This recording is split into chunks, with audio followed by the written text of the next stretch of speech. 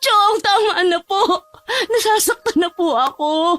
Maawa po kayo sa akin. Tumigil ka.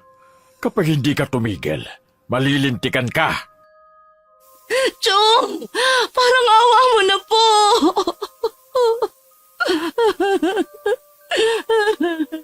Tumahimik ka, sabi.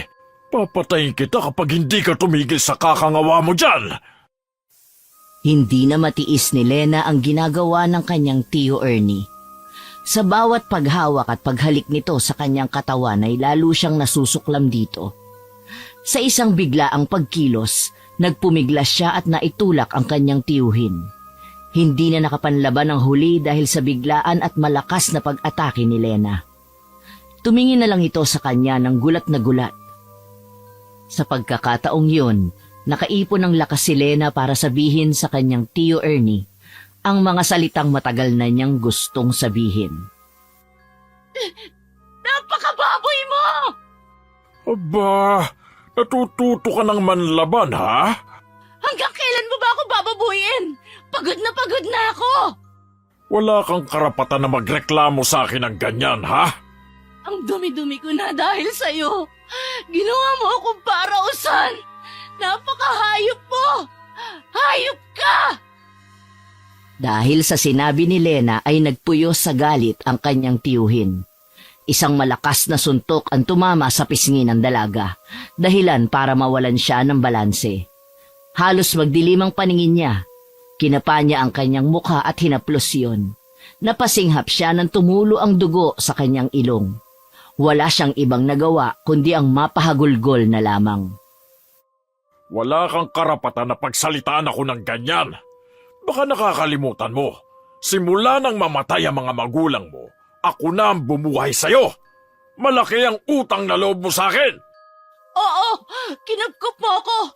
Binihisan at pinakain habang nakatira sa pamamahay na ito. Pero hindi mo ako pag-aari. Wala ka pa rin karapatan na nakawin sa akin ang pinakaiingatan ko. Ano bang nangyayari sa'yo? Hindi ka naman dating ganyan, ah. Pinapayagan mo ako kung anong gusto kong gawin. May nagsusulsul ba sa'yo, ha? Walang nag-utos sa akin. Sadyang ayoko na ng mga pambababoy mo sa akin. Bakit? Kapag ba lumayas ka rito, may matitirang ka ba at may mahanap kang trabaho? Baka nakakalimutan mo, hindi ka nag-aral. Hindi ka nga marunong magbasa eh. Sa tingin mo ba, may tatanggap sa'yo sa trabaho? Wala ka nang pakialam kung anong mangyayari sa buhay ko. Mas okay pa sa akin na maging palaboy sa kalsada kaysa maging parausan mo araw-araw. Anong balak mong gawin? Lalayas ka? Sige, lumayas ka! Akala mo huwag ka lang babalik sa akin kapag walang tumulong sa'yo. Napakawalang hiya mo, talagang matanda ka. Ikaw ang dahilan kung bakit magulo ang buhay ko. Tandaan mo to, pagbabayaran mo rin balang araw ang lahat ng ginawa mo sa akin. Balang araw, karma ang uusig sa'yo.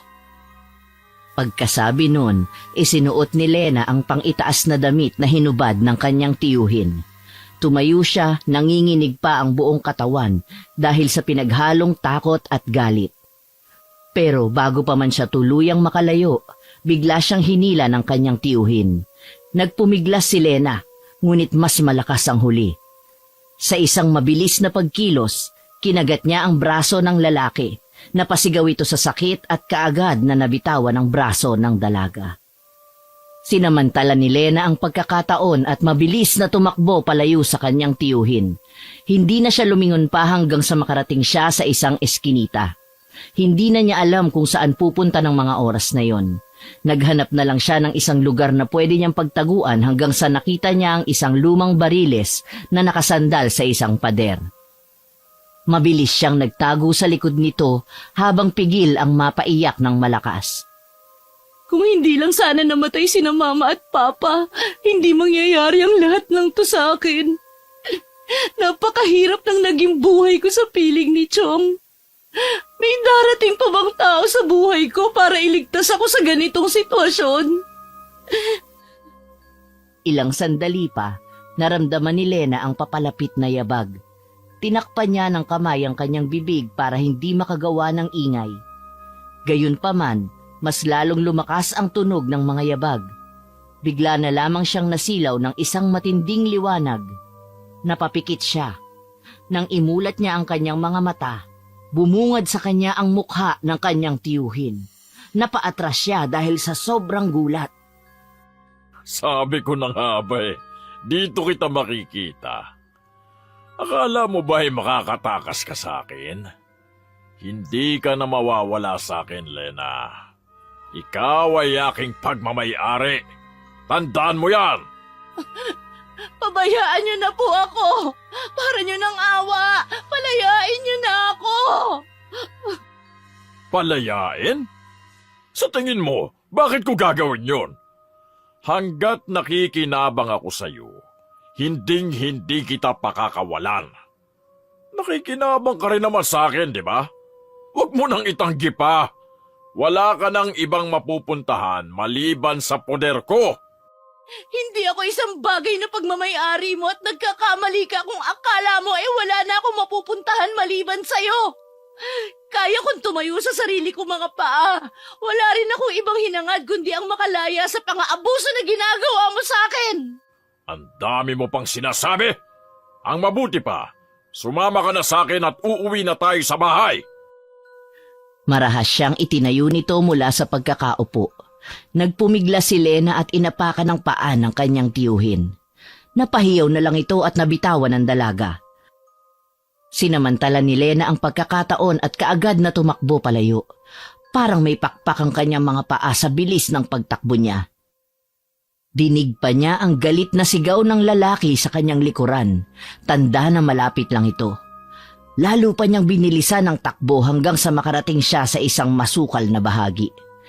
Dahil palingon-lingon sa pinanggalingan, hindi na niya napansin ang nakausling bato. Nawalan siya ng balanse at nadapa. Sumubsob ang mukha niya sa lupa at nagalusan ang tuhod. Diyos ko, pag minamalas ka naman talaga. Naramdaman niya ang papalapit na mga yabag ng tiyuhin. Nanginig siya sa takot dahil alam niyang mahihirapan na siyang makawala rito. Gusto niyang maiyak sa mga oras na yon pero pinigilan niya ang kanyang sarili. Maya-maya pa, nakita na rin siya ng kanyang tiyuhin. Tumawa ito ng malakas na tila nasisiraan na ng bait. Nagpalinga-linga siya sa paligid at nag-iisip pa rin ng paraan kung paano makakatakas. Huwag mo na sabing tangkain ang tumakas. Mananatili ka na sa piling ko habang buhay. Hayop ka! Masahol ka pa sa hayop! Sinusumpa ko balang araw magbabayad ka rin sa lahat ng mga ginawa mo! Balang araw? Hindi mo nga magawang magsumbong. Ibig sabihin, gusto mo rin ang ginagawa natin. Habang nagsasalita ang lalaki, ang kamay naman ni Lena ay palihim inaabot ang isang kapirasong kahoy. Nang mahawakan yon, mabilis siyang tumayo at hinampas ang tiyuhin sa ulo. Makailang ulit niya yung hinampas hanggang mabuwal sa lupa ang lalaki. Nagawa pa nitong hilahin ang buhok niya pero nakawala rin siya at nakalayo rito habang nakaumang pa rin ang kapirasong kahoy. Kahit saan ka magpunta, mahahanap pa rin kita! Hindi mo ako matatakasan! Hindi na ako papayag na sumama sa'yo pabalik! Talaga? Kung hindi ka sasama sa akin, mabuti pang mamatay ka na! Hindi nakahuma si Lena. Nang malingat, naramdaman na lang niya ang matigas na bagay na humampas sa ulo niya. Napasigaw na lang ang dalaga at napaiyak sa sakit habang sapo ang ulo. Nanlalabo na ng mga sandaling yon ang paningin niya. Hinang-hina na rin siya at wala nang natitirang lakas para lumaban. Sa nanlalabong paningin, naaninag pa niya ang pagdampot ng malaking bato ng tiyuhin at akmang ihahampas sa kanya. Mariin na lang siyang napapikit. Pagkatapos ng ilang sandali, nagmulat muli ng mga mata si Lena. Nakita niyang nakatayo lang ang tiyuhin sa kanyang harapan. Nanlalaki sa takot ang mga mata. Sa di kalayuan, naririnig niya ang ungol na nagmumula sa mabangis na hayop. May pagyanig din sa lupa siyang nararamdaman dahil sa mabigat na mga yabag. Natuon ang paningin ni Lena sa likod ng mga puno. Lumabas mula roon ang isang napakalaking aso na may mapupulang mga mata. Labis na nagbigay ng takot sa kanya ang mga matatalas na ngipin at dalawang pangil. Mahahaba at matutulis din ang mga kuko nito sa paa. Walang kaabog-abog nitong inatake ang kanyang tiyuhin na hindi na nagawang ipagtanggol ang sarili. Sa mismong mga mata niya, nasaksihan niya kung paano ito lapain ang nilalang na yon. Walang nagawa kundi mapaiyak na lang dahil batid niyang sasapitin din niya ang nangyari sa tiyuhin. Pagkatapos luray-lurayin nito ang katawan ng tiyuhin, siya naman ang binalingan nito. Dahil sa pinaghalong takot at pagod na rin, nawala ng malay si Lena. Nagising na lang siya sa hindi pamilyar na lugar. Nasa tabi niya ang isang lalaking matiim ang pagkakatitig sa kanya. Mabuti naman at nagising ka na. Ipagtitimpla kita ng tsaang gubat. Yun lang ang meron dito eh. Nasaan ako? Sino ka? Ako si Bruno at narito ka sa bahay ko ngayon. Huwag ka matakot. Hindi ako masamang tao. Natagpuan kitang walang malay sa tabing daan. Puno ka ng galos sa katawan. Hindi na kita dinala sa ospital dahil nakita ko naman na hindi malubha ang mga sugat mo. Nakahinga naman ng maluwag si Lena. Naroon pa rin ang agam-agam sa dibdib niya. Nang masdan niya ang lalaki sa harapan, maamo ang mukha nito hindi katulad ng kanyang tiyuhin. Kinapa niya sa dibdib kung may takot ba siyang nararamdaman dito, pero wala. Ano nga itatawag ko sa'yo? Alam ko gutom ka na. Ipagluluto kita ng makakain. Lena ang pangalan ko. Okay na sa akin tong tsaa. Sigurado ka ba? Baka naman nahihiya ka lang. Umiling lang si Lena sa kanya. Maya-maya nagpaalam na lalabas muna ang lalaki. Kahit masakit ang ulo at buong katawan ay nagpumilit siyang bumangon. Inikot niya ang buong silid at inobserbahan ang loob ng kwarto. Napakaayos nito at organisado. May mga dekorasyon din sa pader na nagbibigay ng kulay sa silid gaya ng mga paintings. Nahagip ng kanyang paningin ang mga litrato na nakasabit sa dingding. Ito ay larawan ni Bruno na nakasuot ng toga habang hawak ang diploma. Katabi naman ito ang isa pang larawan na kung saan ang lalaki ay nakasuot ng puting uniforme. Doon niya nalaman na ito pala ay nagtatrabaho bilang isang nurse. Maya-maya, bumalik na ulit ang lalaki. May dala itong mangkok ng sopas. Dinalhan na rin kita ng sopas para kahit papano mainitan ang tiyan mo. Kaya mo na ba ang sarili mo? Salamat. Oo naman, kaya ko na. Kumain ka muna. Salamat. Pasensya ka na kung naging abala pa ako sa iyo, Ayos lang yon. Day off ko naman ngayong araw eh. Saan nga pala kita ihahatid? Baka kasi nag-aalala na ang mga magulang mo sa'yo. Naging malamlam ang ekspresyon ng mukha ng dalaga sa tinurang yon ng lalaki. Parang gusto na naman niyang maiyak.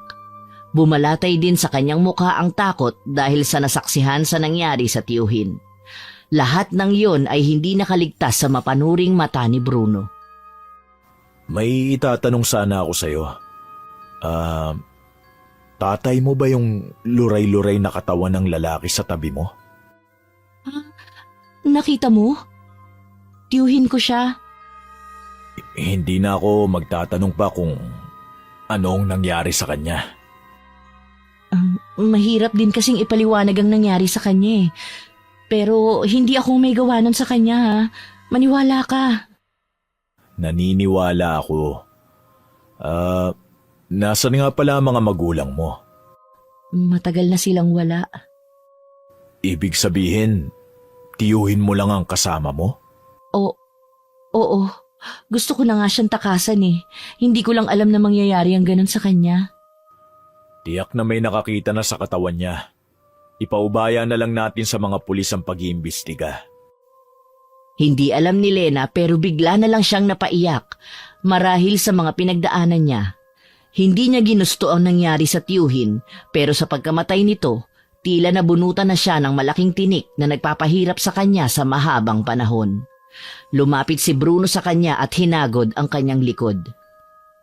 Kahit papano may ideya na ako kung bakit gusto mong takasan ng tiyuhin mo. Hindi kita pipilitin na magsabi ngayon. Kung wala kang ibang mapupuntahan, bukas ang bahay ko para sa'yo. Salamat ha. Huwag ka mag-alala, maghahanap ka agad ako ng matutuluyan. Bilang kapalit, pwede mo akong maging kasambahay mo dito sa bahay mo. Ha? Hindi mo naman kailangan gawin yan. Hindi ako humihingi ng kapalit sa tulong ko sa'yo. Napansin ni Lena na biglang sumeryoso ang mukha ng lalaki. Nahiya tuloy siya bigla sa harapan nito. Pilit na lang siyang ngumiti at muling nagpasalamat sa kabutihan nito sa kanya. Bigla rin niyang binago ang usapan. Isa ka pa lang, nurse? Nakita ko lang yung mga nakasabit na larawan. Tiyak na lagi kang abala. Hayaan mong tulungan kita dito sa bahay. Hayaan mong sa ganong paraan man lang makabawi ako sa'yo. Sige. Ikaw nang bahala. Hindi naman kalakihan itong bahay. Huwag ka ring magpakapagod. Bisita kita rito. Sa totoo lang, wala akong alam sa labas ng bahay namin. Kung paano makihalubilo sa mga tao. Hindi kasi ako nag-aral at lagi akong nasa bahay. Ngayon lang ako nagkaroon ng pagkakataon na merong makilala na ibang tao. Kung kukunin mo kung kasambahay, malaking bagay ito para sa akin para makapagbagong buhay ako. Sa totoo lang hindi ako naghahanap ng kasambahay. Pero pwede ka rito hanggat gusto mo. Kapag handa ka nang umalis at maghanap ng ibang trabaho, magsabi ka lang. Salamat. Tatanawin ko tong malaking utang na loob habang nabubuhay ako. Isang karangalan para sa akin na makatulong sa'yo. Maiba nga pala ako. Kung maayos na ang pakiramdam mo, pwede ka nang lumabas ng kwarto. Oo, maayos na ang pakiramdam ko. Halika, sumunod ka sa akin. Para makita mo tong buong bahay na magiging bahay mo na rin. Nagpatiuna na sa paglabas si Bruno habang nakasunod naman sa kanya ang dalaga. Nadaanan nila ang maliit na sala at pagkatapos nagtungo naman sila sa kusina. Walang masabi ang dalaga sa sobrang linis ng paligid at kasangkapan. Itinuro pa ni Bruno ang kinalalagyan ng mga gamit sa pagluluto. Dito sa taas nakalagay ang mga kawali, kaserola at kaldero. Tapos dito naman sa gilid ang mga sandok at kutsilyo. Hugasan mo na mabuti ang mga ito pagkatapos mong gamitin dahil ayoko ng maduming gamit. Oo, tatandaan ko. Ito naman ang lagayan ng mga iba't ibang delata at pagkain. Nakalagay naman dito sa loob ng ref ang mga karne at gulay, pati na rin ang mga cheese at gatas. Teka, bubuksan ko. Kita mo na? Ang dami mo palang pagkain sa loob ng ref. Sa totoo niyan, ngayon lang ako nakakita ng ref at ng iba pang gamit. Dito pa lang sa bahay mo. Ikaw nang bahala kapag magluluto ka, ha? Basta tandaan mo lang na hindi ako gumagamit ng asin at bawang bilang pampalasa dahil masama yun sa akin. Yun ang magiging pagsubok mo sa pagluluto. Napakunot naman ang noo ni Lena sa sinabi nito. Nagtataka man ay hindi na lang siya nagtanong. Marami pa naman kasing pagkakataon para mausisa niya ang binata. Sige sir, tatandaan ko yan. Huwag mo na akong tatawaging sir. Hindi ako sanay. Tsaka pasasahurin din kita para kahit naman papano may ipon ka. Oo nga pala, marami ka palang dugo sa ref. Gusto mo bang ipagluto kita ng dinuguan? Sige. Nahulaan mo yata na yun ang paborito ko Gusto ko yung medyo malasado Doon kasi lumalabas ang sariwang lasa ng dugo at karne. Pwedeng yun na lang ang lutuin mo mamayang tanghalian. Inihanda na kaagad ni Lena ang mga sahog sa kanyang lulutuing dinuguan. Inilapag niya sa lamesa ang dugo, karne ng baboy, gata at siling haba. Pagkatapos ay inihanda na niya ang kawali at sinimula ng pagluluto. Humalimuyak ang masarap na amoy ng niluluto sa buong kusina. Matapos ang halos 1 oras ay natapos na rin ang pagluluto.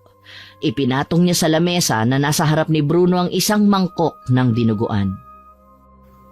Mukhang sanay ka na nga sa pagluluto ng dinuguan ah. Parang sisiw na lang sa'yo ang ginawa mo eh. Ah, sanay na talaga ako. Palagi ko po kasing ipinagluluto ng dinuguan si Tito dahil paborito niya rin yun. Ah, kaya pala. O sige, titikman ko na ang niluto mo. Alam mo, tingin pa lang mukhang masarap na. Napangiti na lang si Lena sa sinabing yun ni Bruno pero sa loob-loob ay kinakabahan siya. Hindi niya kasi alam kung ano ang magiging lasa ng isang nilutong pagkain na hindi nilagyan ng asin at bawang. Samantala, dahan-dahang kinuha ni Bruno ang kutsara at sumubo. Nakatitig lang si Lena sa mukha nito para makita niya ang magiging reaksyon. Nakailang subo na ang lalaki pero wala pa rin itong sinasabi. Doon na nag-umpisang kabahan si Lena. Nang biglang tumingin ito sa kanya, sabay ngiti. Napakasarap ng pagkakaluto mo ng dinuguan. Ganitong luto ang gusto ko. Mabuti naman at pasado sa panlasa mo yung pagkakaluto ko. Napakahusay mo palang magluto ah. Alam mo, pwede kitang irekomenda sa mga kakilala kong may-ari ng kainan. Para naman maranasan mo ang totoong trabaho. Talaga po? Naku, maraming salamat po. Nangilid pa ang luha sa mga mata ni Lena dahil sa sobrang saya. Sa kauna-unahang pagkakataon kasi, naramdaman niya ang kahulugan ng kalayaan at pag-asa na mamuhay ng normal. Lumipas sa mga araw at naging maayos naman ang takbo ng buhay ni Lena. Unti-unti na rin niyang nakalimutan ang malabangungot na sinapit niya sa kamay ng tiyuhin. Napakabuti nito sa kanya at hindi nito pinaramdam na kasambahay lang siya. Hindi na tuloy na malaya ng dalaga na napalapit na ang loob niya sa binata. Unti-unti na ring nahuhulog ang loob niya rito. Gayunpaman, misteryo pa rin kay Lena ang pagkatao ng binata. Wala kasi siyang alam dito maliban sa trabaho nito. Pakiramdam din niya, meron itong tinatago. Minsang nagising si Lena ng hating gabi. Nakaramdam siya ng matinding uhaw. Dahil walang sapi ng mga paa, walang ingay na nagtungo siya sa kusina. Pero pagdating doon, napatda siya sa kinatatayuan. Naroon din kasi ang binata, nakatalikod yon sa gawin niya at nakaharap sa bukas na ref. Abala ito sa paglantak ng hilaw na karne. Marahil naramdaman nito ang kanyang presensya. Dahan-dahan itong humarap sa kanya habang may subo pang kapirasong karne sa bibig. Bruno, bakit mo kinakain yan? Hilaw pa yan. Baka sumakit ang tiyan mo. Huwag mo akong pakialaman sa ginagawa ko, Lena. Bumalik ka na sa silid mo. Ano ka ba? Ipaliwanag mo naman bakit? Sa sandaling pagtira ko dito, alam kong mabait kang tao. Pero bakit kailangan mong kumain ng hilaw na karne? Sinabi nang huwag kang makialam. Hindi ka ba nakakaintindi? Huwag mo sanang kakalimutan kung ano ka sa bahay ko. Pasensya na. Nag-aalala kasi ako sa'yo. Kahit natatakot, hindi pa rin magawang umiwas ng tingin ng dalaga. Pulang-pula ang mga mata ng binata. Sumagi tuloy sa isip niya na baka gumagamit ng ipinagbabawal na gamot ang binata kaya nagagawa nito ang nakakadiring gawaing yun. Nang tumalikod dito sa kanya, nagpaalam na rin siyang babalik na sa silid niya. Nang makabalik sa silid, ang bilis ng tibok ng puso niya. Ano kayang nangyayari sa kanya? Yun ba ang nililihim niya? Anong klaseng sakit ba yun? Diyos ko po, hindi kaya... Huwag naman po sana. Narinig niyang bumukas ang pinto sa may sala. Agad siyang sumilip sa may bintana. Namataan niya pa itong nagmamadaling umalis. Hindi na nagdalawang isip na sundan ito ng dalaga. Dahil madilim ang paligid at hindi na naaabot ng liwanag ng ilaw sa poste, sinundan na lang niya ang mga kaluskos. Nasundan naman niya ito na nakatayo lang habang nakatalikod sa kanya. May ilang sandaling nakatayo lang ang binata habang nakatingin sa buwan. Siya naman ay unti-unti nang nilulukuban ng matinding takot. Parang gusto rin niyang magsisi kung bakit sinundan pa niya ito. Ilang sandali lang, nagbago na ang anyo ng binata. Mula sa pagiging tao, Tinubuan ito ng makapal na balahibo sa buong katawan. Humaba rin ang bibig nito at tinubuan ng 2 pangil. Kasabay noon ang paghaba ng kuko sa mga kamay at paa. Naging kulay pula rin ang mga mata nito. Bago pa makagawa ng ingay si Lena, isang hindi nakikilalang lalaki ang biglang tumakip sa bibig niya. Sumenyas din ito na huwag siyang maingay. Dahan-dahan siya nitong hinila palayo sa lugar na yon. Bitawan mo ko! Sino ka ba? Anong ginagawa mo rito? Hindi umimik ang lalaki. Tinitigan lang siya at pagkatapos ay biglang kinabig palapit sa kanya sa kabiglaan ng dalaga. Nakaramdam naman ng panganib si Lena. Ano ba? Sinabi ng bitawan mo ko eh! Ngumisi lang sa kanya ang lalaki na lalong ikinairita ng dalaga. Sa inis niya, kinagat niya ang kamay nito na nakahawak pa rin sa kanya. Napaigik ito sabay ng matalim na sulyap sa kanya. Sinamantala naman yun ni Lena para makalayo rito, pero agad nitong nahawakan ang dulo ng mahaba niyang buhok. Hinila siya nito pabalik. Parang matatanggal naman ang anit niya sa sobrang sakit. Itinulak pa siya nito sa lupa, saka umibabaw sa kanya ang lalaki. Pagkatapos ay inumpisahan na siya nitong pagsamantalahan. Nang tangkain niyang sumigaw, isang malakas na suntok sa sikmura ang ginawa nito. Halos magdilim na ang paningin niya pero nagagawa pa rin niyang manlaban. Muling bumalik sa kanyang isipan ang mga bangungot na ginawa ng tiyuhin sa kanya noon. Oh, hayop ka! Tulong! Tulungan niyo ako! Pilit na kumakawala si Lena sa pagkakadagan sa kanya ng lalaki. Binigyan pa siya nito ng mag-asawang sampal para lang matigil siya sa pagpupumiglas. Pero patuloy siyang nanlaban. Kalmot at tadyak ang ginagawa niya pero tila baliwala yon sa lalaki. Hanggang nararamdaman na niya ang panghihina at kawalan ng pag-asa. Sa di kalayuan, maririnig naman ang mahihinang ungol. Nang mapasulyap si Lena sa madilim na bahagi, mayroon doong 2 maliit na aandap-andap na 2 pulang ilaw. Tumigil na rin siya sa pagpupumiglas. Hindi na niya inalis ang pagkakatitig sa bagay na yon, hanggang lumabas ang nakakatakot na nilalang na yon. Mabilis nitong hinablot ang lalaking nakakubabaw sa kanya. Nabigla naman ang lalaki at hindi agad nakahuma. Nang akmang tatakbo ito ay bigla namang sinagpang ito ng nilalang. Nakahihindik ang huling sigaw ng lalaki bago ito nawala ng buhay. Nang tumahimik ang buong paligid, lumapit naman ang nilalang na yon sa walang malay na dalaga. Kinabukasan, nagising si Lena na nasa silid na niya. Masakit din ang buong katawan niya. Maya-maya, pumasok ang nakangiting si Bruno. Ikaw yung nagligtas sa akin kagabi. Salamat.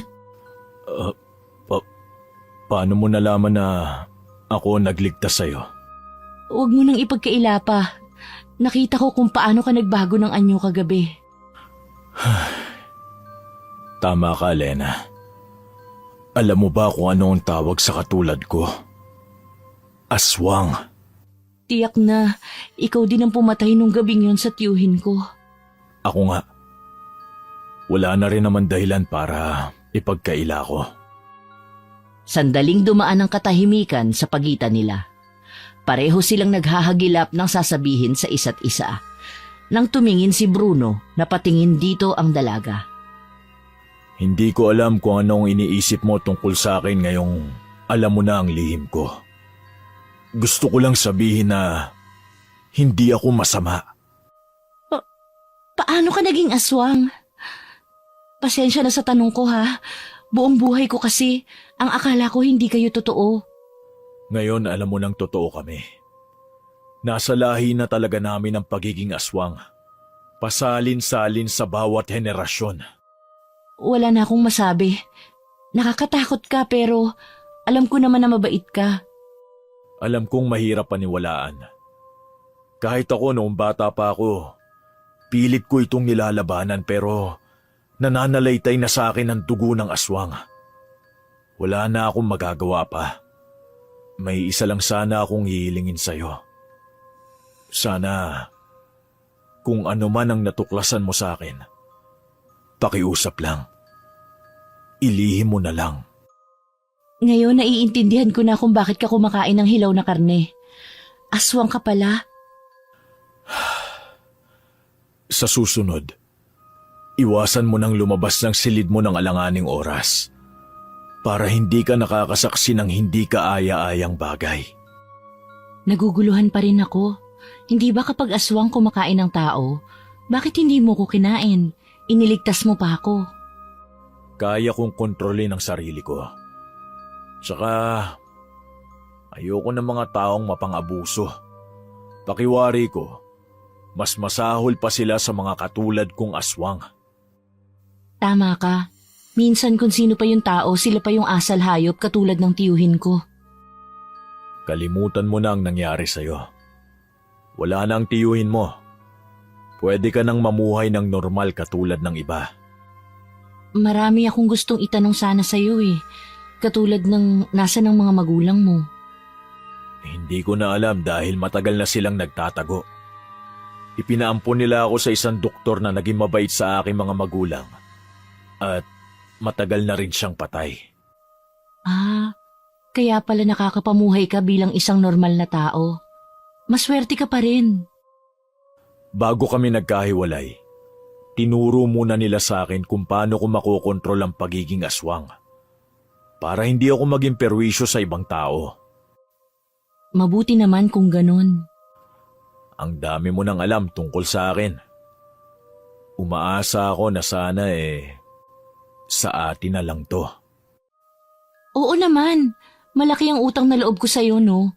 Ang sikreto mong to, dadalhin ko hanggang sa kamatayan ko. Maraming salamat, Lena. Alam ko naman na maaasahan kita sa bagay na yan. Tila ang pag-uusap nilang yon ay ang nagtanggal sa pader na nakapagitan sa kanila. Naging mas palagay ang loob nila sa isa't isa sa mga sumunod na araw. Maraming beses pa rin na nahuhuli ni Lena na kumakain ng sariwang karne ang binata, pero baliwala na yon sa kanya. Tinanggap na niya ng buo ang pagkatao nito. Kasalukuyang nasa bahay lamang ng araw na yon si Bruno. Kanina pa napapansin ng dalaga na tila hindi ito mapakali. Ipagtitimpla kita ng tsaa mo. Sige, salamat. Nagtungo sandali si Lena sa kusina. Pagbalik niya ay sa kanya inabot dito ang tasa. Akmang tatalikod na ang binata nang pigilan niya. Sandali lang, Bruno. Meron sana akong sasabihin sa'yo. Ano yun, Lena? Gusto kita, Bruno. Ha? Baka nalilito ka lang sa nararamdaman mo. Hindi ako ang taong gugustuhin ng kahit na sino. Ayos lang kahit hindi mo ako gusto. Hindi ko naman hihilingin na gustuhin mo rin ako eh. Gusto ko lang ipaalam sa'yo ang nararamdaman ko. Kasi, sa totoo lang, ngayon lang may babaeng nagsabi sa akin na gusto ako.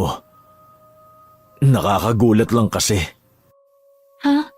Ibig mong sabihin sa buong buhay mo wala ka pang nililigawan? Laging sumasagi sa isip ko na isa akong aswang. Naroon ang takot ko na baka hindi ako tanggapin ng babaeng magugustuhan ko.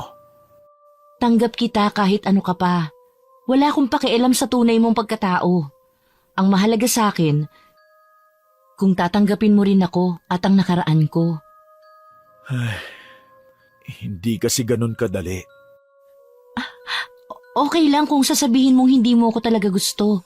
Ang importante sa akin, nasabi ko yung nasa puso ko. Mahirap kasi ang sitwasyon natin.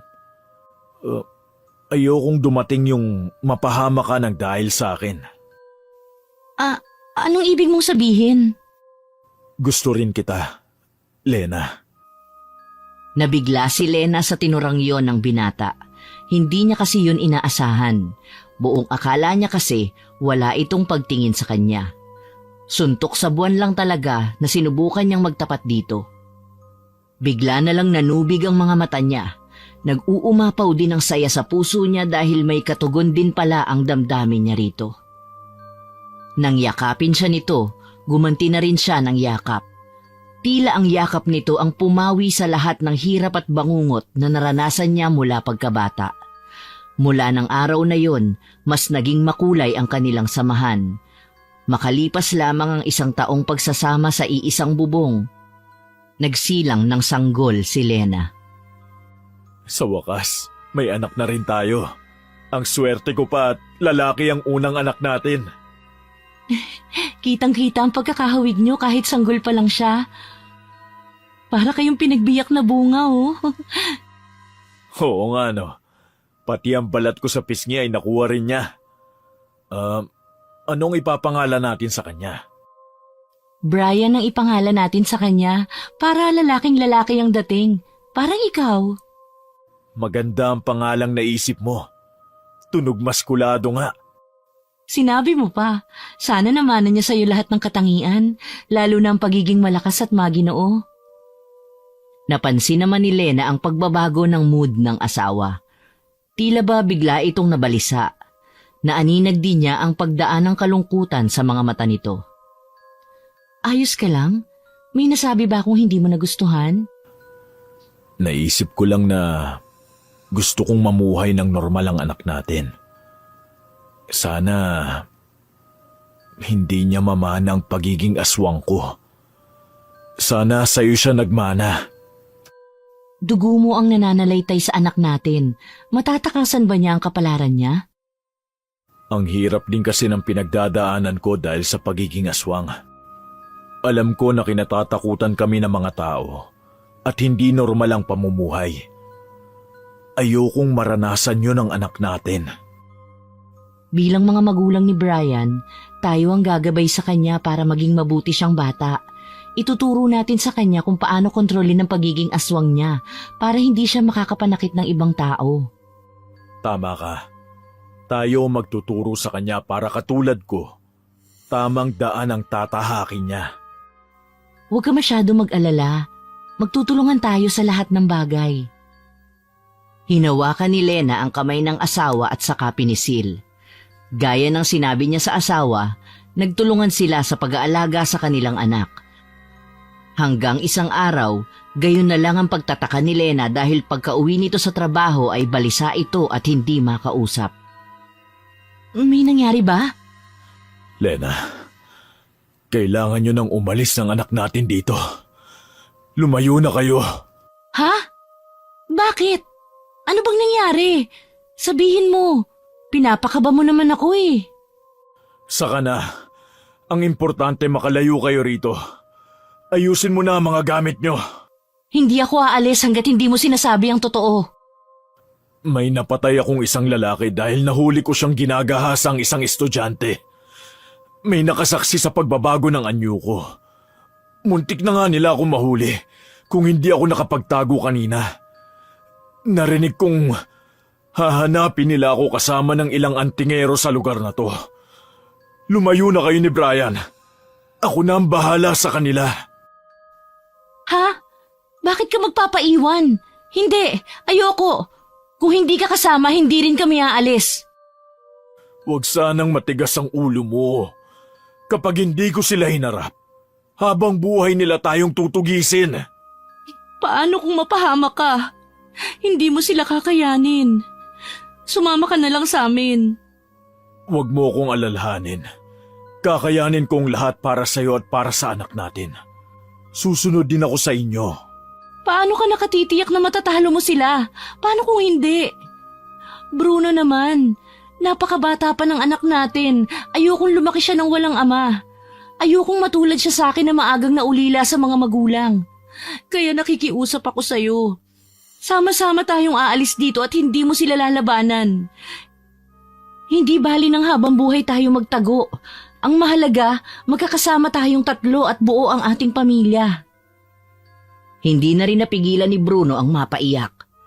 Niyakap niya ng mahigpit ang asawa. Tila hirap siyang pakawalan sa mga bisig ito.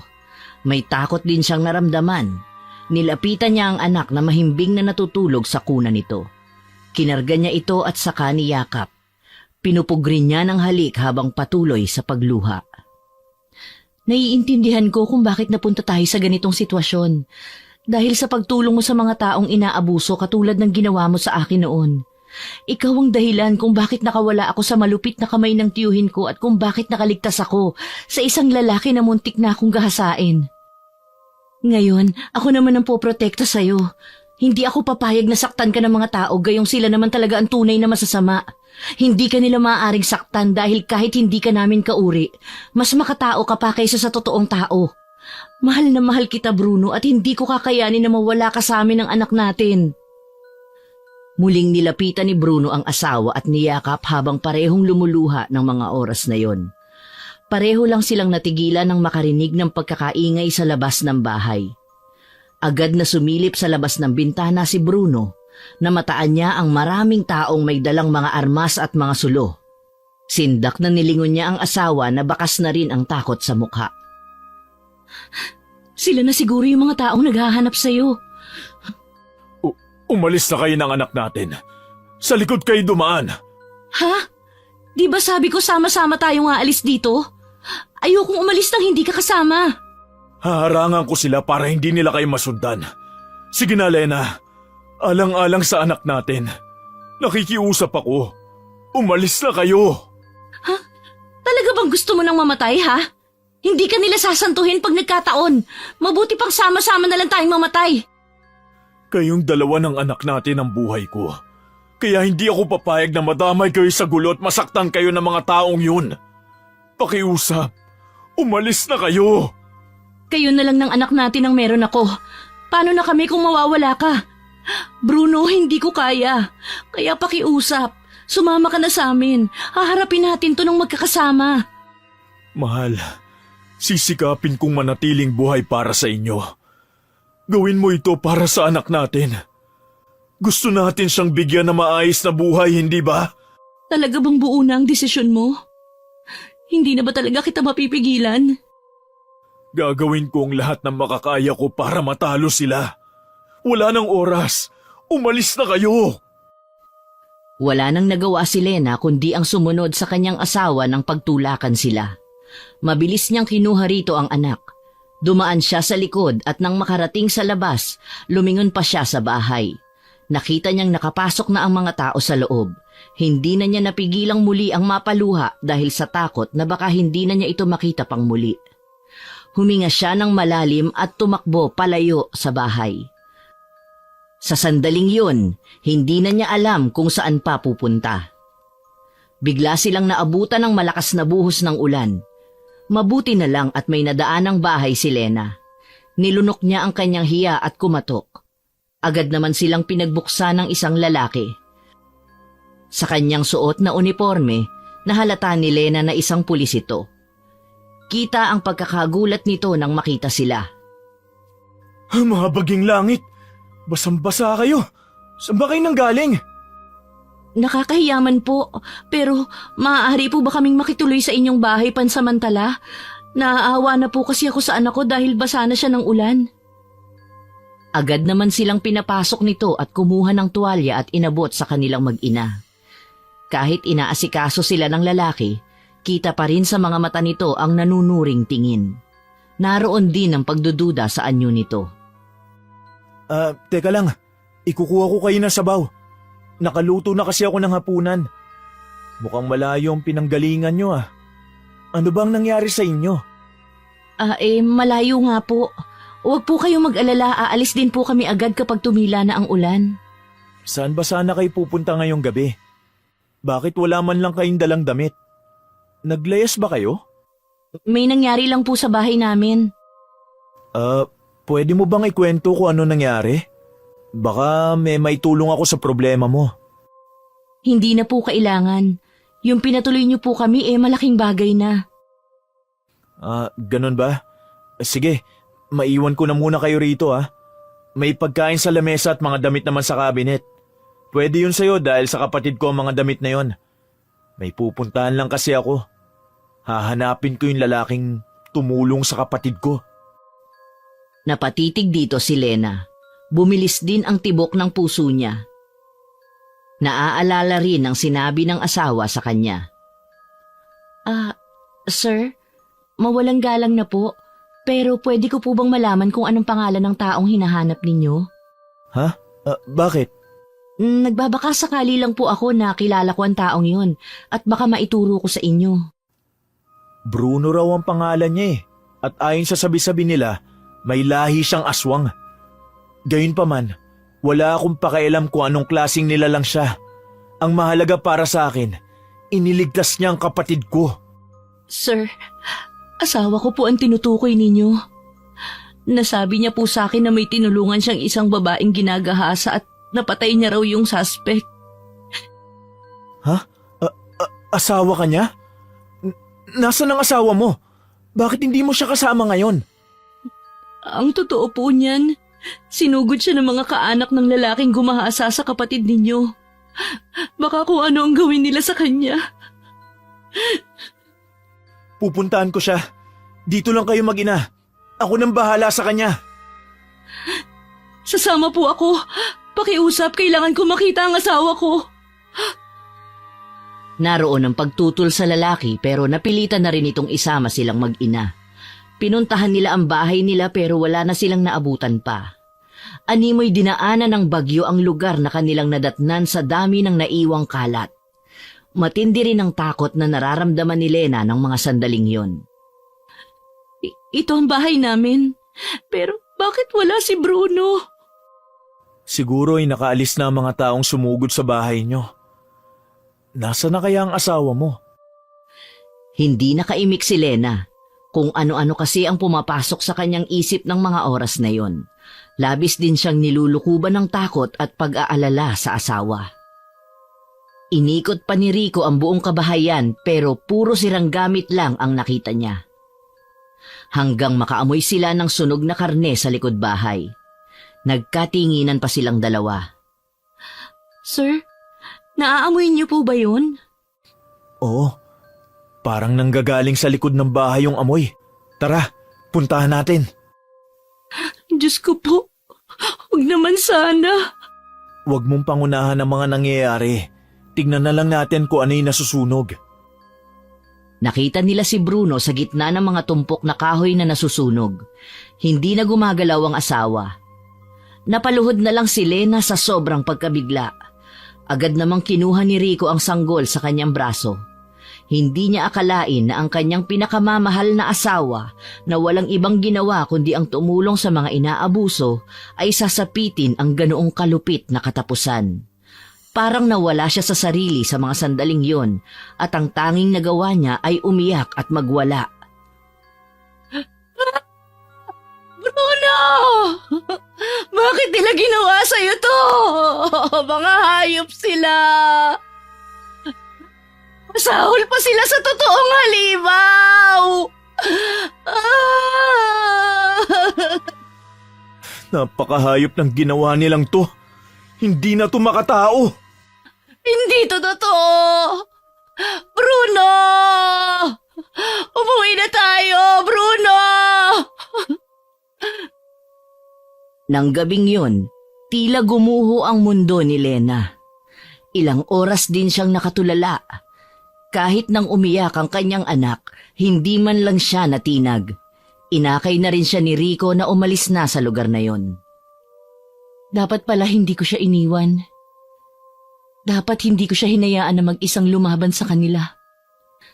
Kung nandun lang sana ako sa tabi niya, hindi ito mangyayari sa asawa ko. Kasalanan ko ang lahat ng ito.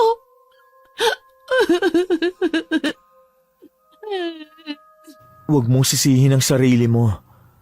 Wala kang kasalanan sa nangyari.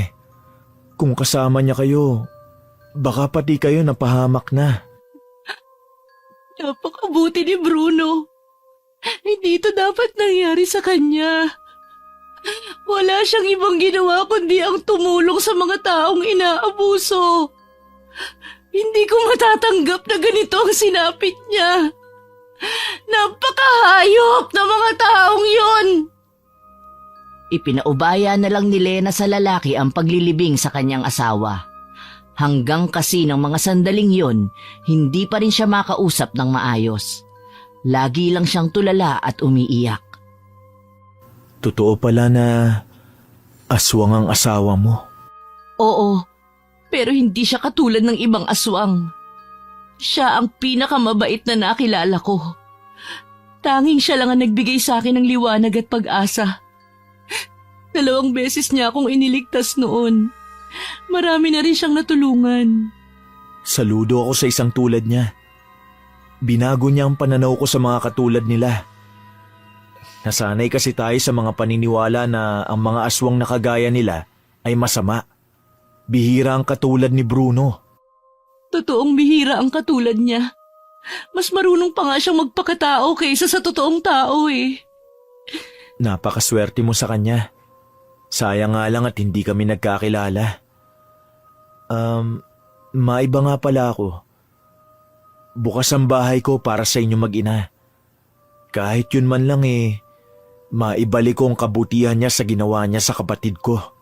Salamat sa pagkupkup mo sa amin. Ang totoo niyan, wala na kaming ibang mapupuntahan. Hindi kayo ligtas dito sa bahay na to. Anumang oras pwede kayong mahanap ng mga taong yon. Posibleng isipin nila na may lahi din kayong aswang tulad ni Bruno. May isang bahay akong pinauupahan sa kabilang baryo. Sakto at wala pa nakatira doon. Pwede ko kayong patirahin doon. Kung ganun, ngayon pa lang ay magpapasalamat na ako. Sa totoo lang, gusto kong ilayo rito ang anak ko dahil gusto kong makapamuhay siya ng normal na malayo sa kaguluhan. Ako ang dapat magpasalamat kasi kung hindi dahil sa asawa mo, hindi makakaligtas ang kapatid ko sa taong gumahasa sa kanya. Malaki ang utang na loob ko kay Bruno. At dahil doon, isang karangalan para sa akin ang protektahan kayong mga naiwan niya. Siya nga pala. Kung buo na ang desisyon mo, mag-impake ka na ng gamit at ihahatid ko na kayo sa bagong bahay na tutuluyan ninyong mag-ina. Sumunod si Lena sa sinabi ng pulis. Mabilis niyang inayo sa mga gamit na dadalhin nila ng kanyang anak. Ang lilipatan nilang bahay ay simula ng pagbabagong buhay nilang mag-ina na hindi kasama si Bruno. Pagdating sa kabilang baryo, isang simpleng bahay ang nadatnan nila. Tamang-tama lamang yon sa kanilang mag-ina. Parang gusto na namang magtubig ng mga mata niya nang maalala na hindi na nila makakasama doon ang asawa. May 1 buwan na silang nakatira doon nang dalawin sila ni Rico. Kumusta na kayo mag-ina? Ayos lang kayo sa bahay na to? Opo, tamang-tama lang ang bahay na to sa amin. May malapit na eskwelahan dito. Pwedeng doon mo papag-aralin ang anak mo kapag nag-aaral na siya. Wala po akong balak papag-aralin ng anak ko sa labas. Tuturuan ko na lang siya rito sa loob ng bahay kapag malaki na siya. Bakit naman? Paano siya makakakilala ng mga kaibigan? Mas mabuti pa nga na hindi siya makakilala ng ibang tao. Ayoko matulad siya kay Bruno. Naiintindihan kita. Pero sana wag mong ipagkait sa kanya ang pagiging bata. Sir, maaari ba akong humingi ng pabor sa inyo? Ano yon? Sabihin mo sa akin at gagawin ko. Maipagkakatiwala ko ba sa inyo ang lihim na ito ng aming pamilya? Ayoko na kasing may ibang tao pang makaalam para sa ikatatahimik ng aming buhay, lalo na ang anak ko. Kung yun ang inaalala mo, walang problema. Iingatan ko ang sikreto nyo. Maraming salamat po, sir. Walang problema. Saka, wag mo na akong tawaging sir. Rico na lang ay tawag mo sa akin. Dahil kaibigan na ang turing ko sa inyo ng asawa mo. O sige, Rico. Salamat ulit. O paano? Tutuloy na ako. Gusto ko lang kayong kumustahin. Babalik na lang ako sa ibang araw. Ang pagtira ni Lena sa lugar na yon ang simula ng pagbabagong buhay nilang mag-ina. Mabilis na lumipas sa mga taon at 18 taong gulang na si Brian. Gaya ng plano niya, hindi niya pinapasok sa eskwelahan ng anak. Natatakot kasi siya na baka may makaalam ng lihim nilang mag-ina at magdulot yon ng kapahamakan dito. Hindi rin niya ito pinapalabas ng bahay. Siya na lang ang nagturo dito kung paano siya tinuruan noon ng asawa kung paano sumulat at magbasa. Isang araw, nagulat na lang siya nang bigla itong magtanong sa kanya. Nay, Napanood ko po sa TV na mga kasing edad ko pumapasok sa eskwelahan at nakakapunta sa ibang lugar. Gusto ko rin pong gawin ang ginagawa ng mga kaidaran ko. Anak, iwasan mo na ang panonood ng TV. Hindi kasi maganda yung impluensya sa'yo eh. Nay, ano po bang dahilan bakit ayaw niyo akong lumabas ng bahay? 18 na ako, pero wala akong nakikita kundi ang 4 na sulok ng bahay natin. Mamamatay ba ako kapag lumabas ako ng bahay? Hindi naman sa ganon, anak. Basta, sumunod ka na lang. Nasa tamang edad na po ako. Maiintindihan ko na kung sakaling meron kayong inililihim sa akin. Hanggang kailan niyo ba'y tatago ang lahat? Habang tumatagal, parami ang mga tanong ko na hanggang ngayon, wala pa rin kasagutan. Anak, huwag kang mag-alala. Malalaman mo rin ang lahat. May tamang oras para dyan. May tamang oras? Parang ilang beses ko na po yung narinig sa inyo eh.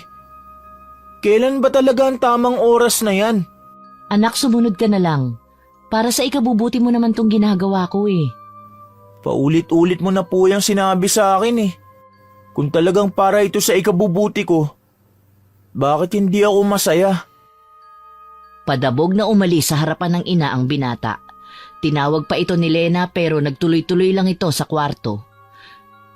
Napapahinga na lang ng malalim si Lena.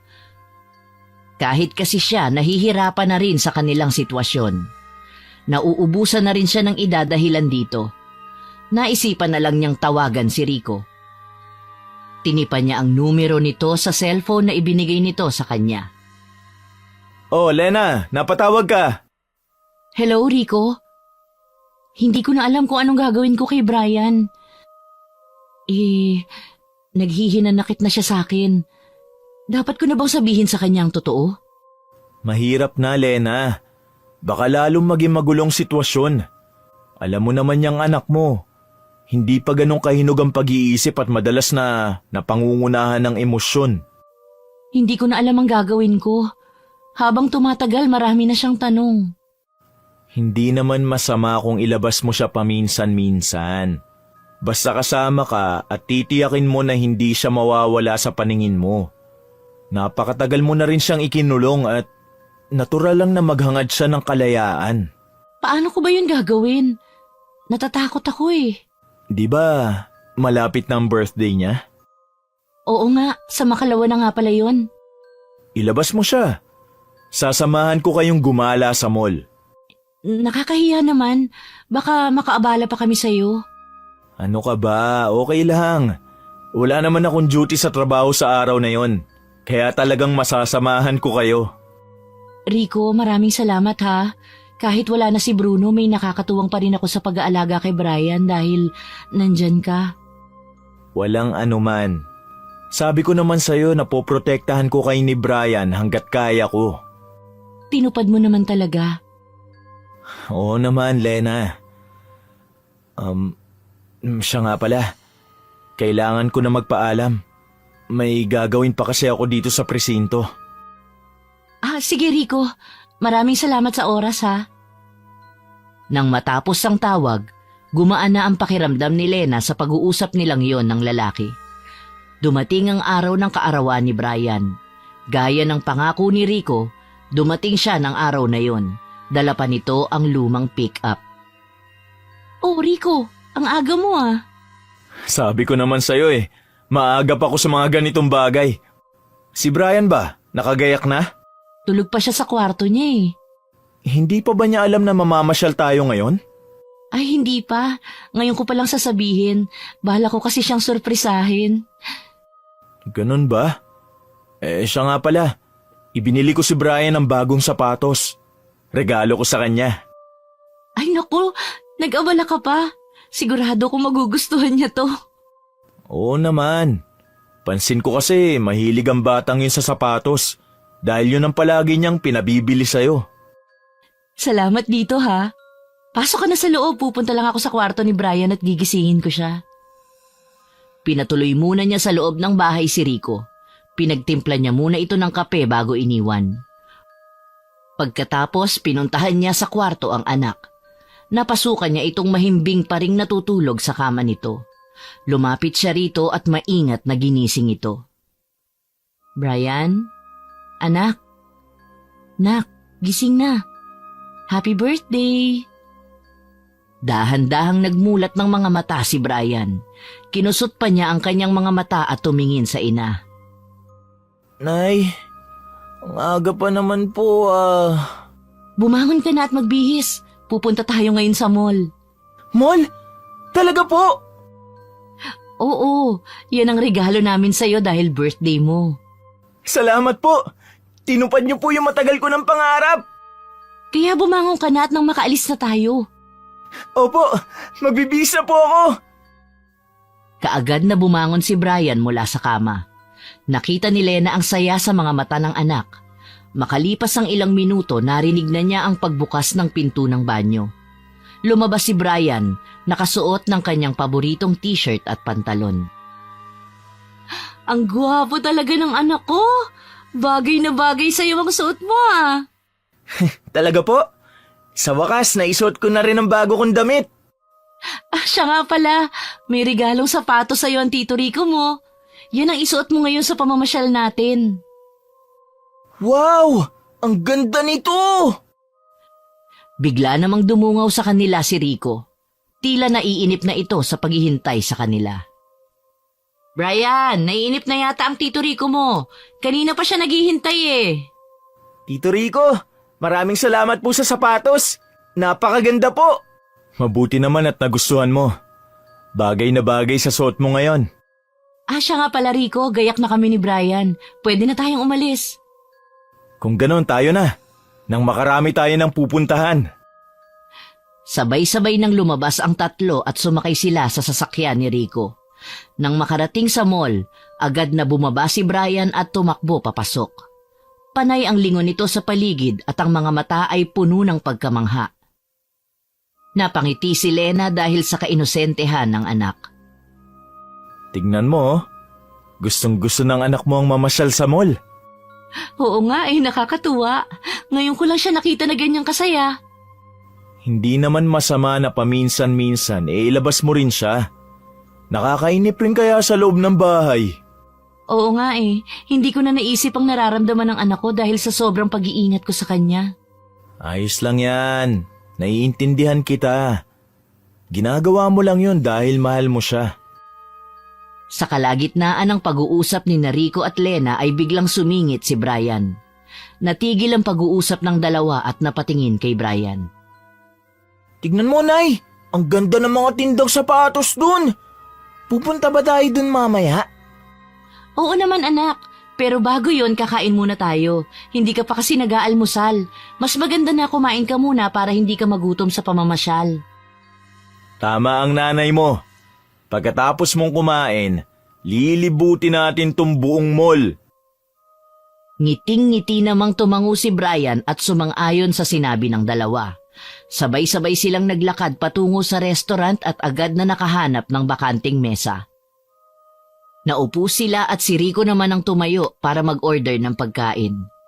Ilang sandali lang bumalik na siya sa mesa. Maghintay lang tayo ng konti at mamaya ay darating na ang order natin. Sige lang, walang problema sa amin. Nay, magbabanyo lang po ako. Sasamahan na kita. Huwag na po. Ituro niyo na lang po kung nasaan. Nakikita mo ba yon? Pumunta ka sa dulo nun. Nandoon ang banyo. Mabuti pa sasamahan na kita.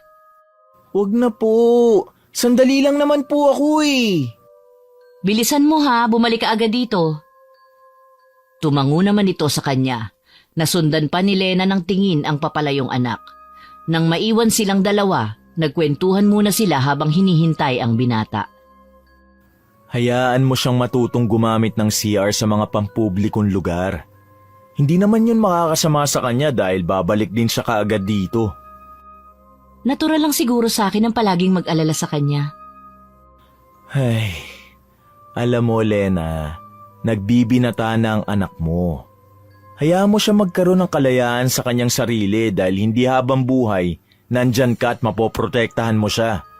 Kahit na iniingatan mo siya dahil ayaw mo maging tulad siya ng tatay niya, May mga bagay na kailangan niyang maranasan. Hindi ba gusto mo siyang mamuhay ng normal? Hindi na nga yata normal ang buhay ng anak ko dahil sa sobra kong pag-iingat sa kanya eh.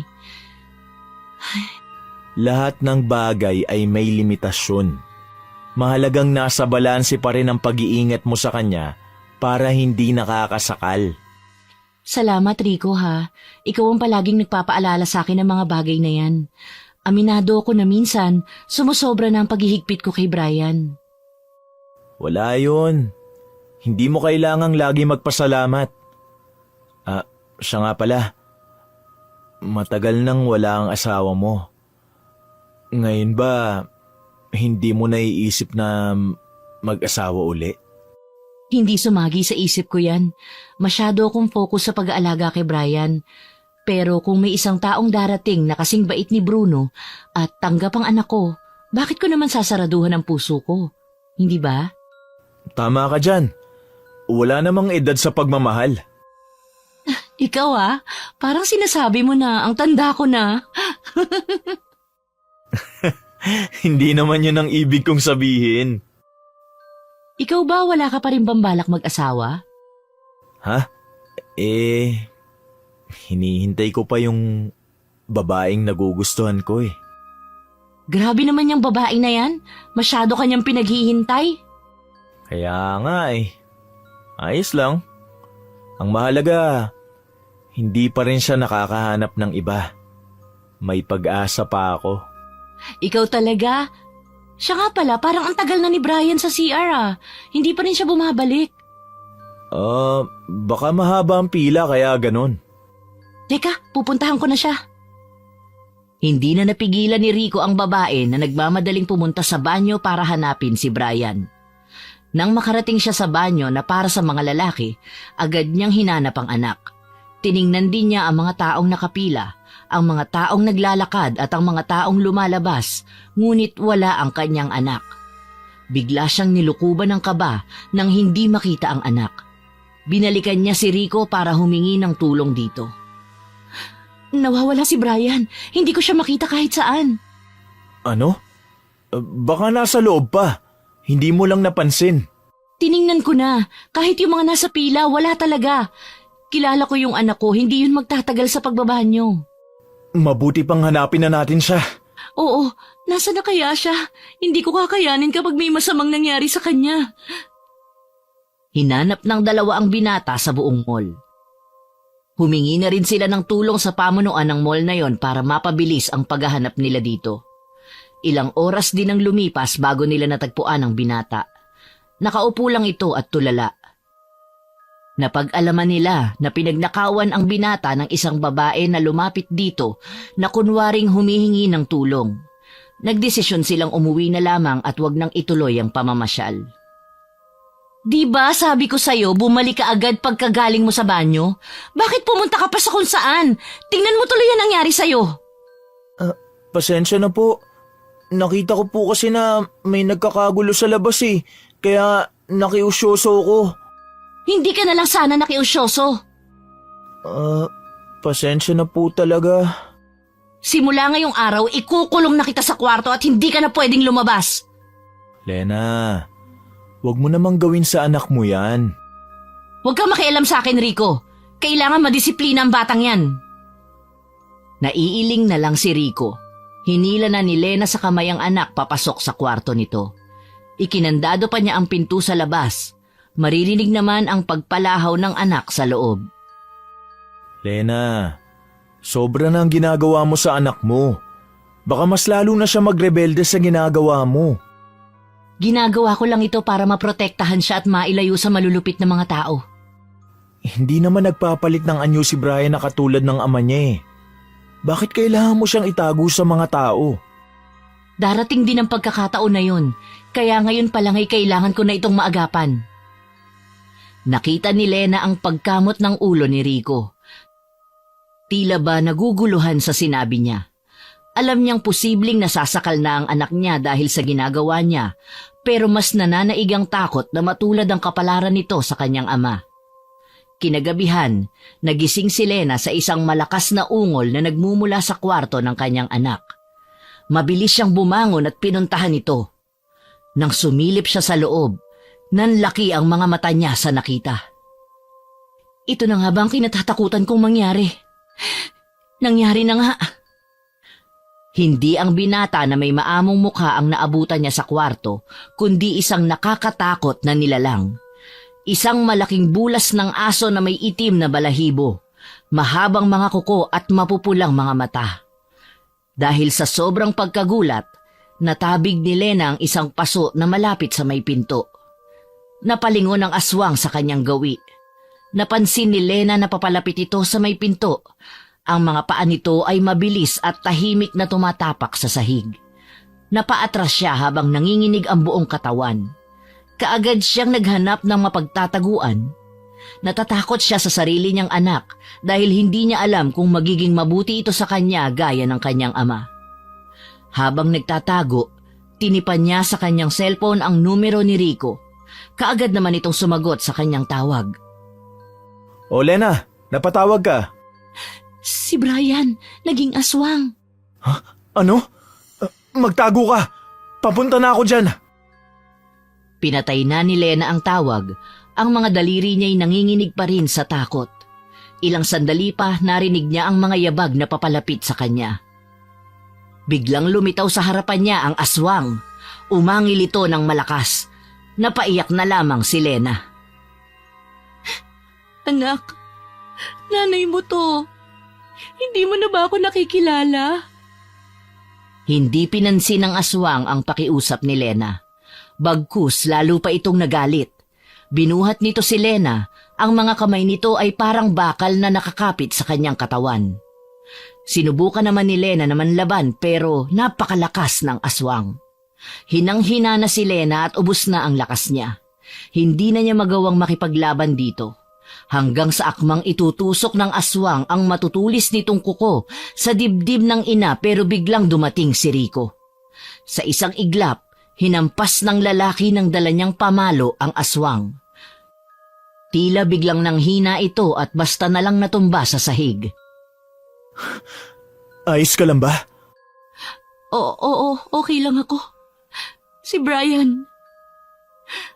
Ano yung hawak mo? Buntot pagi. Ang bawat hampas nito, parang baga ng apoy na lumalapno sa katawan ng aswang. Kaya nauubusan sila ng lakas kapag hinampas nito. Pamana ito sa akin ng lolo ko. Babalik pa bang lakas ng anak ko? Huwag ka mag-alala. Hindi ko naman siya napuruhan. Anak ko pa rin siya eh. Ayoko masaktan siya. Ano nang balak mong gawin? Ngayong nagpapalit na siya ng anyo. Lalo ko siyang itatago sa mga tao. Paano kung mas lalo siya maging mabagsik? Hindi ba aswang din ang asawa mo? Nakasama mo rin siya na matagal. Alam kong alam mo kung paano niya nakokontrol ang sarili niya. Hindi na kailangan. Mas mabuti na ito kaysa makasalamuhan niya ang mga tao. Hindi na nagsalita pa si Rico sa sinabi niya. Napabuntong hininga na lamang ito at tumango. Nang mag-umaga, muling nagbalik sa anyong tao si Brian. Habang mahimbing na natutulog ang binata, dahan-dahan siyang hinila ni Lena patungo sa kanyang silid. Nanginginig ang mga kamay ni Lena habang kinukuha niya ang tanikala mula sa kanyang aparador. Maingat niyang iginapos ang kamay at paa ni Brian. Tinitiyak na mahigpit ang pagkakabuhol upang hindi ito makatakas. Naramdaman ni Brian ang malamig na bakal sa kanyang mga kamay at paa. Nagising siya sa sakit at pilit na nagpumiglas. Nay, ano pong ginagawa mo sa akin? Para ito sa ikabubuti mo anak. Pinoprotektahan lang kita. Maging ako, hindi ko alam kung ano nangyayari sa akin. Yun ba ang dahilan kung bakit ikinukulong mo ako sa loob ng bahay? Ginagawa ko lang yun anak dahil ayokong matulad ka sa nangyari sa tatay mo. Sabihin mo po, ano ba talaga kami ni Itay? Mga halimaw ba kami? Mga aswang kayo. Namatay ang tatay mo dahil sa kasamaan ng mga tao. Sinunog siya ng mga ito. Iniisip mo po ba na magiging magkatulad ang kapalaran namin? Oo, dahil parehas kayong katatakutan at kapopuotan ng mga tao. Pero, Para mo na rin po akong pinatay sa ginagawa mo sa akin. Ang gusto ko lang naman ay mamuhay ng normal katulad ng ibang tao. Napipilitan lang akong gawin ito para sa ikabubuti mo, anak. Para sa ikabubuti ko? O masyado ka lang makasarili? Ako na lang ang meron ka, kaya natatakot kang mawala ako sa'yo. Napaawang ang bibig ni Lena sa mga tinuran ng anak. Parang may kung anong tumusok sa puso niya.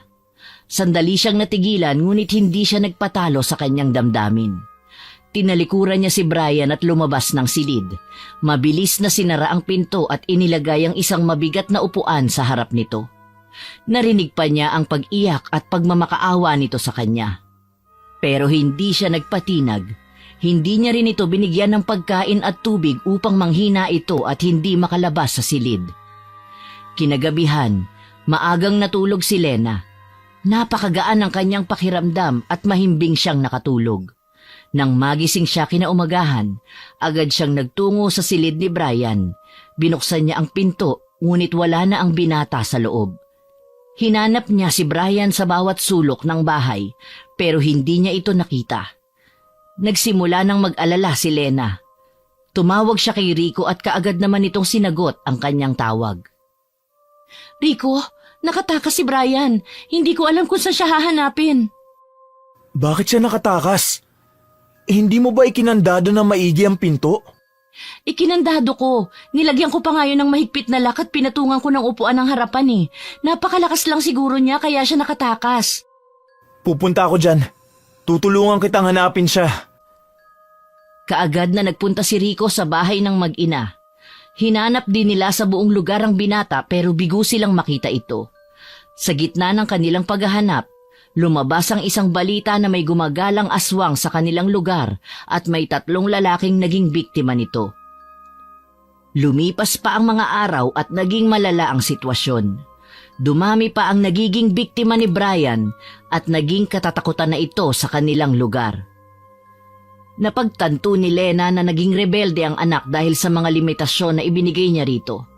Desperado na siya ng mga oras na yon kaya naisipan niya na magtanong sa isang albularyo kung paano makokontrol ang pagiging aswang. Ang tanging sinabi nito ay kailangang mamatay ang aswang. Anong gagawin ko kay Brian? Kung anumang mangyari, Lena, palayain mo na siya. Dahil ito ang kapalaran nilang mga aswang. Marami na siyang nabiktima. Kasalanan ko to. Ako ang dahilan kung bakit siya naging halimaw eh. Wala kang kontrol sa mga nangyayari, Lena. Kahit na anong gawin mo, aswang pa rin ang anak mo. Maging ang sarili niya, katunggali niya. Tandaan mo na hindi pare-pareho ang mga aswang. Si Brian hindi katulad ng ama niya.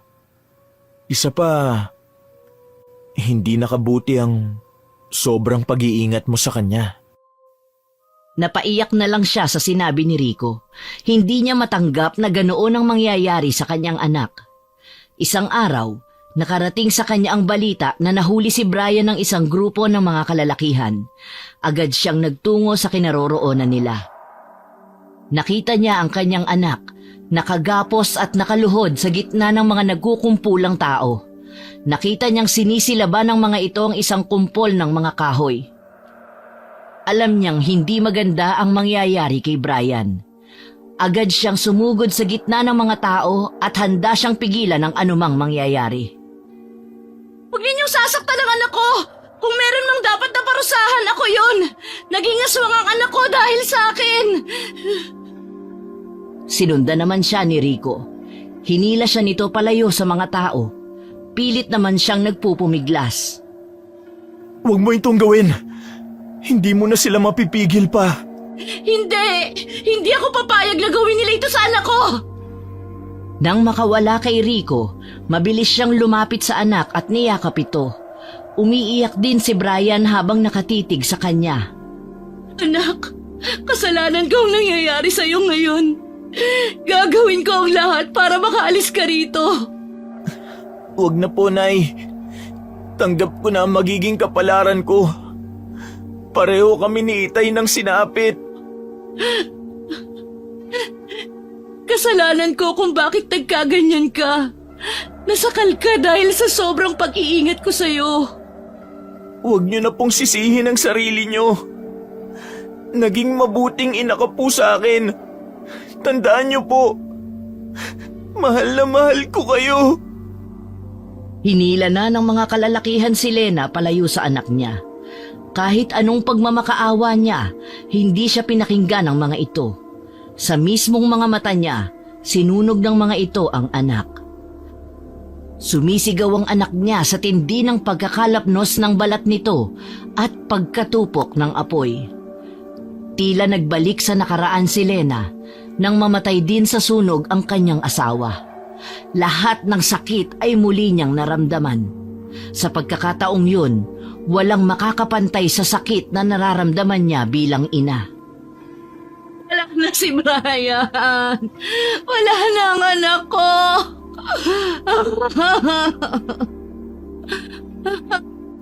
Kailangan mo magpakatatag.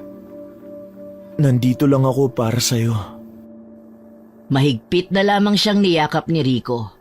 Umiiyak din ito sa matinding pagdadalamhati. Masakit din dito ang nangyari sa binata. Parang nadudurog ang puso niya sa sinapit ng mag-ina. Nang mawala ang anak, laging nasa tabi niya si Rico. Lagi itong nakaalalay sa kanya. Madalas lang na lagi siyang tulala at nakatingin sa mga gamit na naiwan ng anak. Pakiramdam niya, kasama sa namatay ang puso niya. Kahit kailan, hindi na siya makakaahon sa trahedyang paulit-ulit na nangyari sa kanya. Pero walang hindi kayang paghilumin ng panahon. Lumipas ang mga taon at unti-unting bumalik sa dati ang buhay ni Lena. Nagtapat na rin ng kanyang pagmamahal si Rico at nagpakasal sila. Hindi pa rin malilimutan ni Lena ang karanasan niya kung paano naging malupit ang mga tao sa kanya at kung paanong iniligtas siya ng isang aswang. Natutunan niya rin na hindi niya makokontrol ang likas na hilig ng mga nilalang na ito at isang tunay na tao pa rin ang makakasama niya habang buhay. Ngayon, masaya na siya at daladala pa rin niya ang aral ng nakaraan.